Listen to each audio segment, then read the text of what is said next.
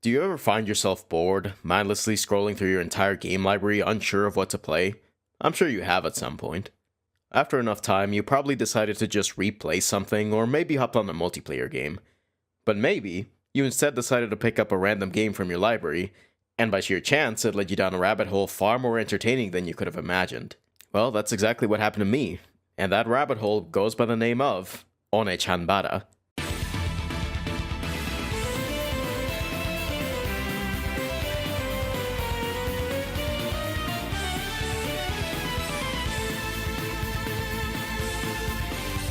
So what is OneeChanbara? It's a series of action games developed by Tamsoft and published by D3 Publisher. You go around killing zombies and various other monsters and indulge in some fan service. Lots of fan service. The series began in 2004 and has kept going all the way to 2019, with several titles along the way. Today though, I want to focus on the first game and see how it holds up in 2026. I'll go over a bit of the history of the game and then go over the game itself, where I'll try to convince you that despite the game's flaws, you should absolutely give it a shot. So let's get to it. And please, at least try to keep both hands on the table. In the late 90s and early 2000s, D3 Publisher created a line of games called the Simple series. True to their title, these were games that were made to be, well, simple, with the idea being that someone could walk into a store, read the game's title, and know immediately what they were signing up for. Naturally, this meant that a lot of games ended up being simulations of things you could play in real life. Games like mahjong, shogi, or billiards. While the games were simple, at the very least they were cheap. In fact, during the PS2 era, the full name for the Simple series was the Simple 2000 series, with the 2000 being a reference to how much yen it would cost at the store. And in case you're wondering, 2000 yen is roughly $12 today, though it was likely even cheaper back then. While D3 seemed content with pumping out basic games like these, there was one game that shifted their mindset, and it's one you've probably heard of before. Chikyu Boigun. Oh, sorry, I forgot to take my kimono off. I mean, Earth Defense Force. Yeah, in the middle of publishing a bunch of one-and-done simulation games, they just casually dropped the first EDF game, which of course became a very successful franchise in itself. The success of EDF encouraged D3 to veer away from only making simple games, and they started letting some of the developers they worked with be a little more experimental, with one of these experiments being the OneeChanbara. The OneeChanbara was released in August 2004 and would later be released in Europe in October 2005 under the name Zombie Zone. Since the Zombie Zone title only lasted for the first two games, and the series is officially recognized as OneeChanbara worldwide, I'm just gonna call it by that name. The title itself is a portmanteau of One-chan, which literally means big sister, but can be used colloquially as young woman, and Chanbara, meaning sword fighting. So the literal title in English would be something like Big Sister Sword Fight or Young Woman Sword Fight, which, true to the Simple series, is exactly what the game is. You play as Aya, a girl trained by her father to fight with a katana, and maybe also wear next to nothing while doing so. To be honest, I really like Aya's design. These are PS2 graphics, so my hands remain firmly on the table, but even without the titillation angle, it's just a good design. A cowboy hat, cowboy boots, bikini, and katana is such an obviously strong combo that I'm shocked it isn't more common.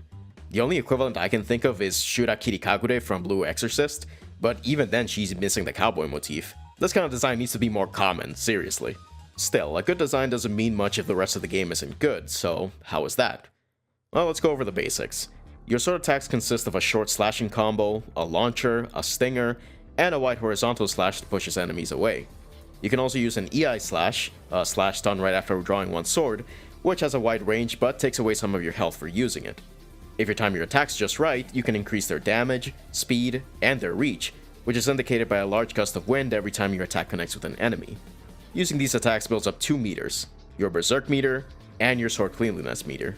The cleanliness meter shows you how dirty your katana is from all the blood of the enemies. The higher it goes, the slower your swings become. If you let it get too full, your sword can become stuck inside an enemy, and you have to button mash to get out of it. To prevent this, you can clean your sword using L1, which will put the meter back down to 0.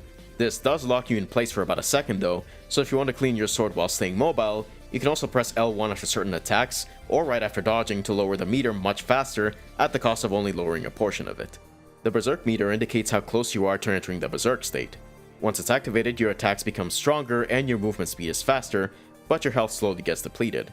It's a useful ability to have, even being required in some sections, but you do have to manage it carefully. One way to manage it is by using kicks. These deal less damage than your sword attacks, but they are a good way to keep both meters in check, and one kick in particular is pretty good for crowd control. The other way to manage the Berserk meter is by using goddess statues. These are statues scattered across every stage that will decrease the Berserk meter depending on how long you stand next to them. If you need to use the Berserk state but don't want to activate it just yet, you can walk into a statue for a split second and then get away to only deplete it a little bit. The game also has an XP system. Every time you kill an enemy, they have a chance to drop yellow orbs that offer extra XP when picked up. At the end of each level, the game will give you more XP based on your performance, like how quickly you finish the level or how much health you lost. Once you level up, you can use skill points to put into various stats, like health or attack power. So, in a vacuum, the combat is pretty solid. You get a decent amount of options, and controlling Aya generally feels good, especially when cleaning the sword. You might occasionally have some camera issues, since the game doesn't let you control the camera outside of recentering it, but outside of a specific fight, this doesn't hinder the experience too much. Aya's combat animations are also pretty smooth, especially her dodges. In general, she's animated very well. You start running into problems though when you realize that your starting moveset is very limited. The only way to expand it is by putting points into the combination stat every time you level up, but all that does is increase the amount of hits your basic combo has. By the time you max it out, you get a pretty long string to play around with, but getting there can take a while. In theory, this isn't too big a deal. A limited moveset can still be fun so long as the enemies and the levels can pull their weight.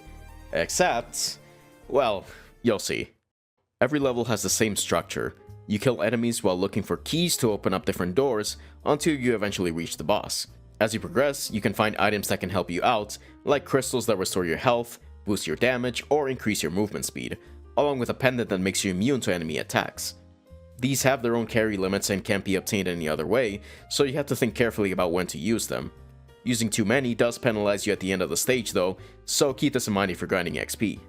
The stages are generally pretty straightforward, but sometimes you may find yourself getting a bit lost, especially in stages 2 and 3 since the environments look very samey. That's another thing with this game.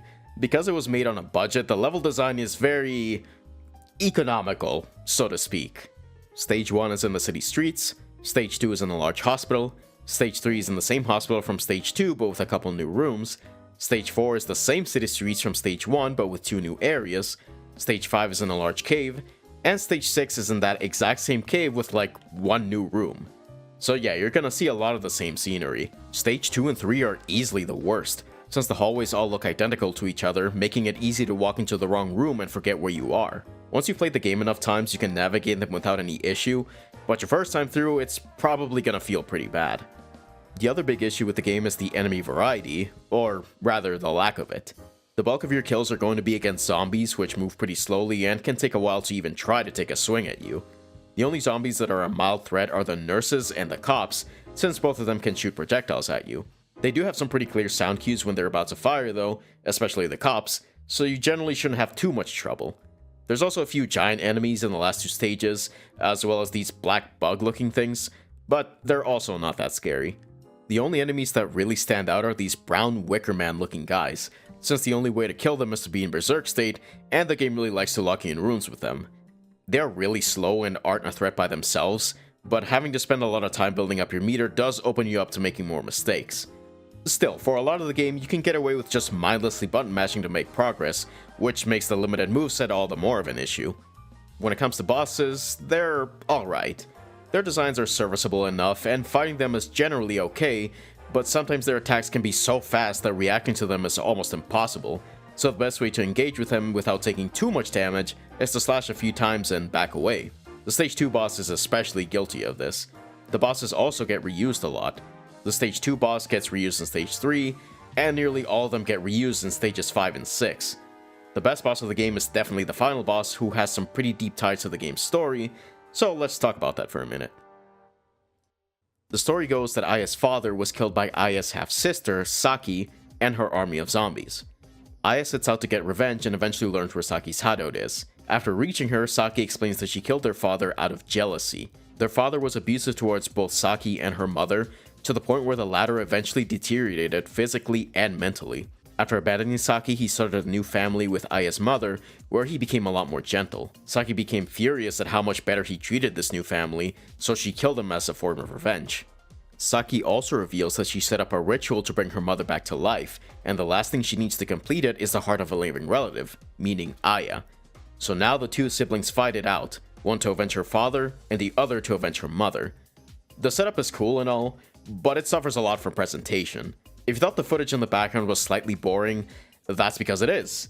This isn't something random I picked out from my catalog though, this is literally the cutscene where Saki explains her entire motivation. And as you can tell, they only have like 6 unique shots throughout the whole thing.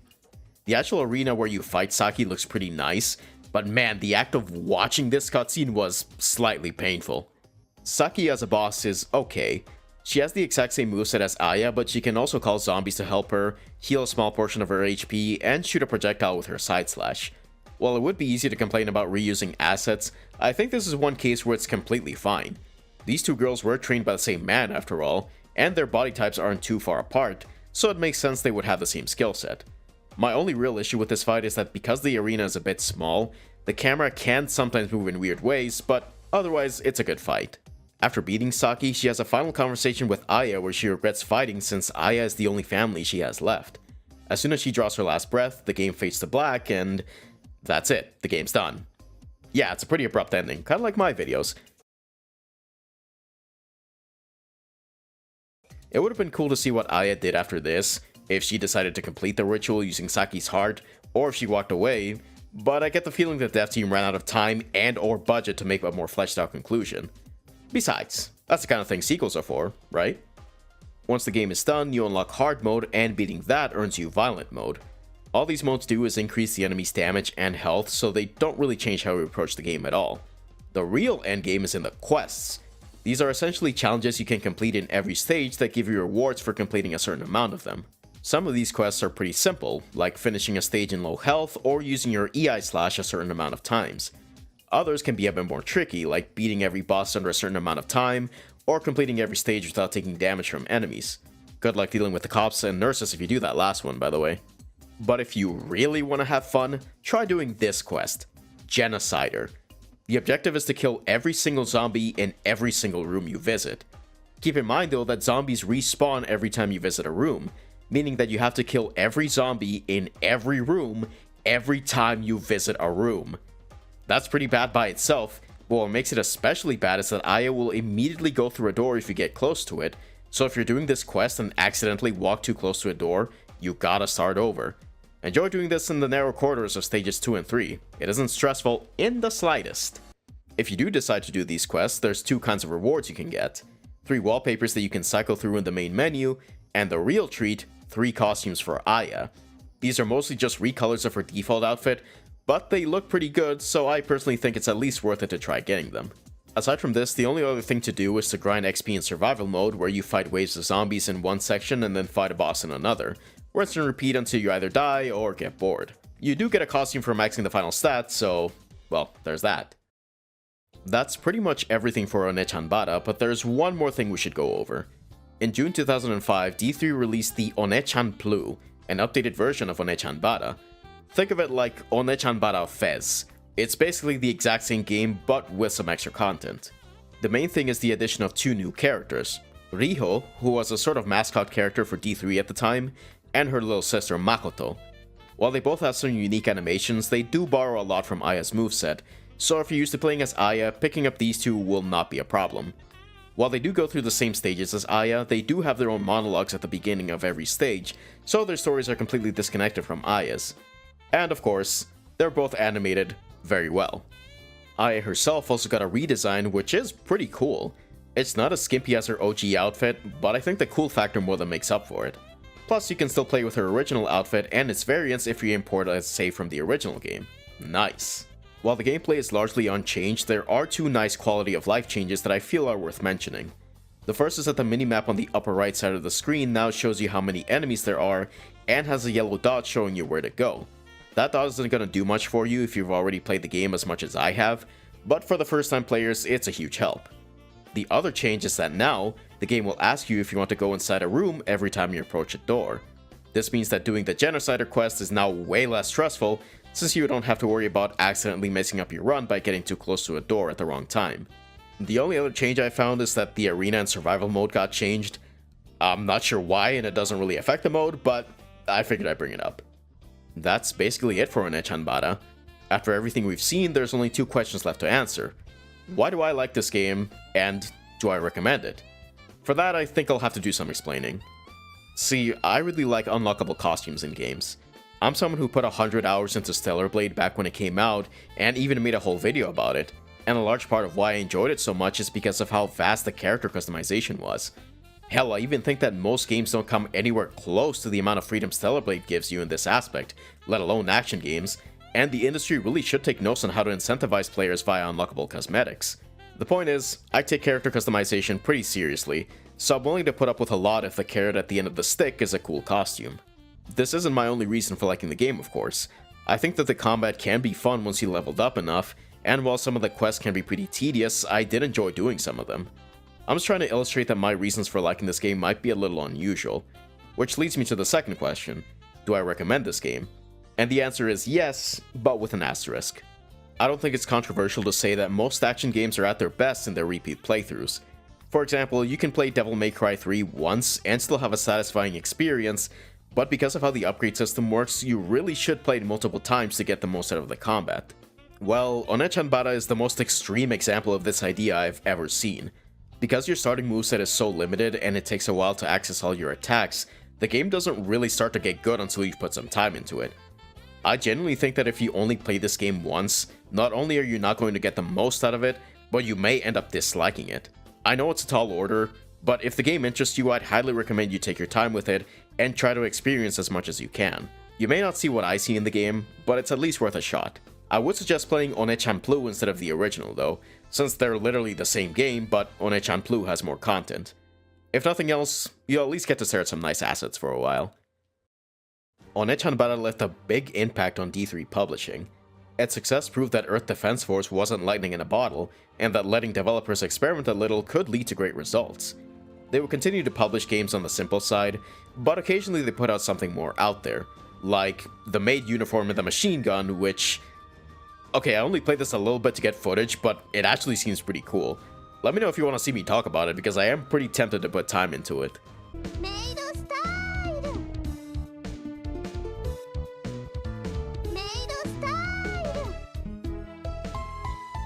As for OneeChanbara and Tamsoft, well, they became a staple of D3 publishing, with multiple sequels, a manga, and even 2 live-action films.